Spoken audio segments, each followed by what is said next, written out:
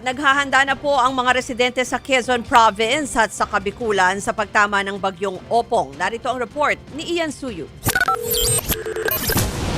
Hindi pa man tumatama ang bagyong Opong sa bansa, ramdam na ang malakas na ulan sa Tagkawayan, Quezon. Bago yan, maghapong abala ang mga magsasaka sa pagsasako ng mga pinatuyong palay sa kalsada. Sa Ragay, Camarines Sur naman, minamadali ng mga residente ang pagpuputol ng mga sanga ng puno sa tabi ng kanilang mga bahay gamit ang payloader at bareta. Baka raw kasi mabuwal ito pag bumayo na ang malakas na hangin. Itong isang mas mataas, binabawasan na namin ng mga sanga para mas safe tayo kung sakali dumating si Upong na mas malakas.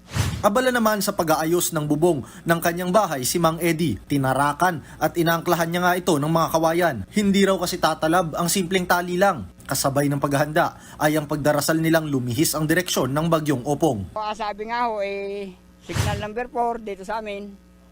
Ay amin hong ginawa ng paraan hong mapatibay. Ay sana nga ho, lumiso dito sa amin .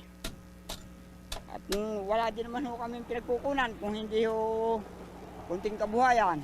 Tiniyak naman ng lokal na pamahalaan, Philippine Coast Guard at ng ibang ahensya ng gobyerno na nakahanda sila sakaling kailangang mag-rescue o maglikas sa pagtama ng bagyong Opong.